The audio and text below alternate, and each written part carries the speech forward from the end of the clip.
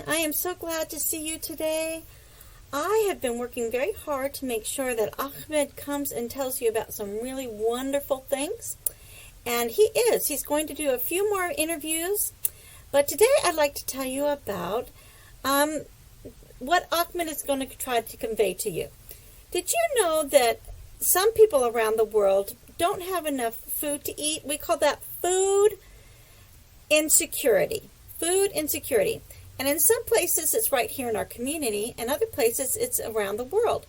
And one of the things that Ahmed told me earlier today was that in Egypt they have a piece of bread that they call pita bread. Have you ever had a piece of pita bread? Well, where he's from, it's actually called piastre bread. And a piastre is 1 penny. And that means that anybody could buy a whole piece of piastre bread for 1 penny. Because a lot of people in Egypt don't make enough money to buy bread. Now, when your mom and dad go to the grocery store, they will spend probably $1.99 or $2 trying to buy bread for you guys to make sandwiches for your lunch. Do you know that you could buy 200 pita breads for $2? That's a lot, isn't it? You could feed 200 people. And that is because that the government has to make sure that the people who do not have enough money can eat in Egypt. They call it piastre bread, pita bread. And that happens around the world. Some people make rice very cheap. Some people make beans very cheap. But people need to have inexpensive food. And we're going to talk a little bit this week about how we bring the love of Jesus to people around the world.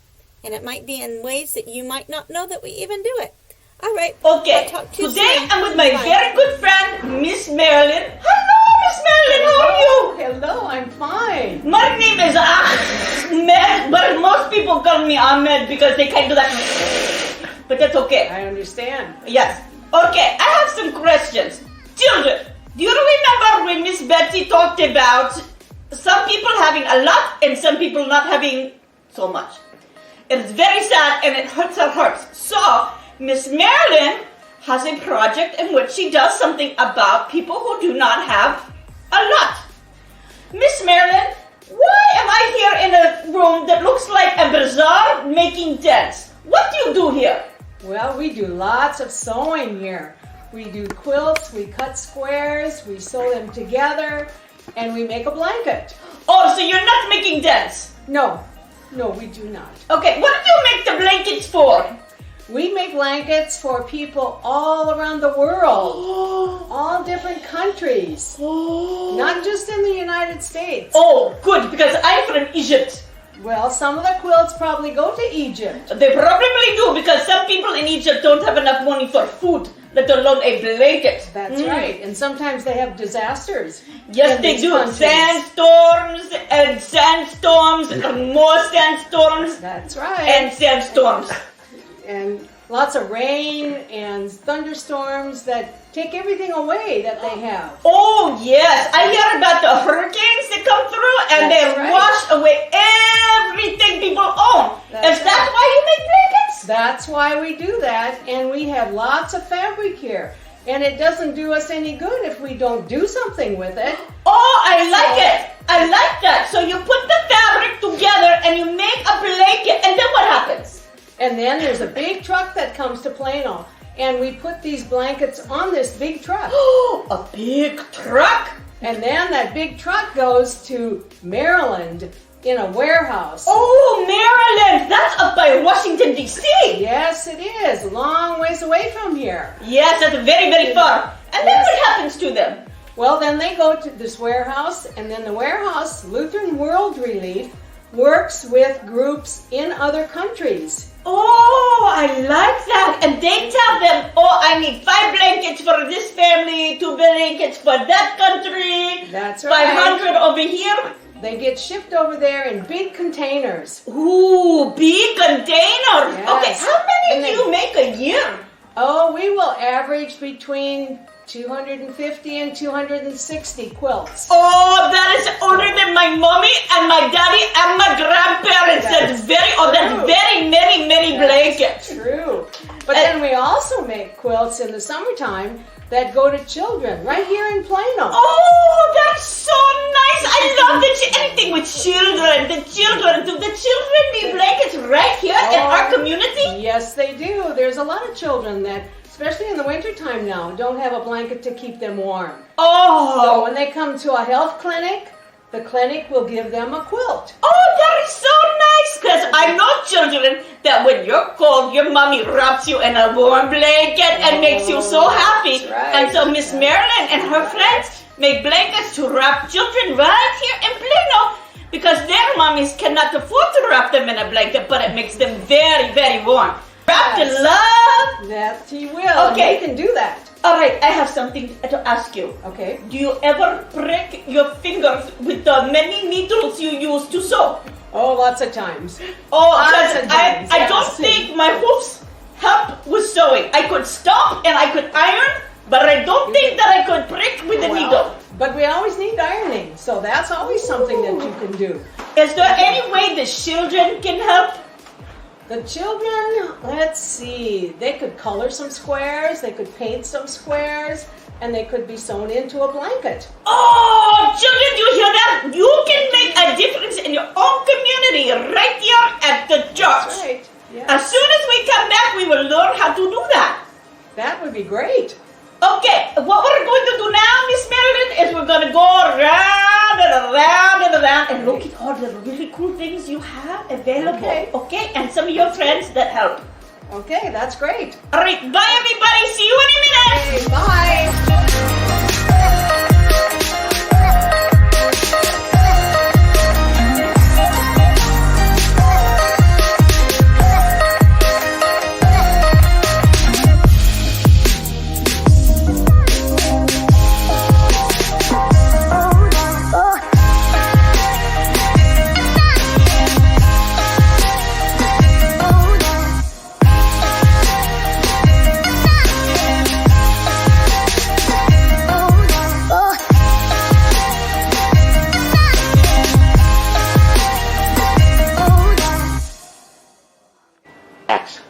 Hello, children. Shh. I got my foot stuck in the needle part. I was trying to cut a needle and it's stuck. What do? Do I pull real hard? I need help. Oh. Okay. All right. I hope I can break the machine. They make me mad at me. All right. Okay, Bye-bye. boys and girls, it's Miss Mary Lou here today to help you make our bird feeders. And we're going to make them out of peanut butter and pine cones and bird seed. So we have some special things, ingredients. First thing I want you to do is to take an old cookie sheet, okay? And that's so it's not going to be so messy because bird seed just goes all over the place. And you're going to take some paper because guess what else is messy? Peanut butter. So we want to make sure that we keep things kind of clean, okay? So we've got the cookie sheet, we've got the paper, and the next thing we need is a small knife, okay? If you have a small knife, that's good. Another thing you could use is a craft stick. If you happen to have one of those craft sticks at home, that would be really easy for dipping too. But a large knife would probably be too big to put on the pine cone, okay? So here's your pine cone. You're each going to get a little kit that's going home that has your pine cone and your bird seed and your string. That's the next thing we need. We need to take a string because you're going to hang this from the trees, okay? So you're going to take the top part of the pine cone and you're going to go around and secure it. You might need some help with this part. It's okay if Mom helps you. You want to tie it twice so that it's like a little knot at the top. Okay? All right, so that it's going to be like that. And then you're also going to make like a loop so that you can hang it on the tree. You want a pretty wide loop at the top so that you can put it over the branch. Make a knot, okay? So now you've got a nice loop and you can cut off this part if you have too much left on the other end. Okay? So you want that to be nice and secure, pretty close to the top. Okay, so the next thing we're going to do is take our peanut butter.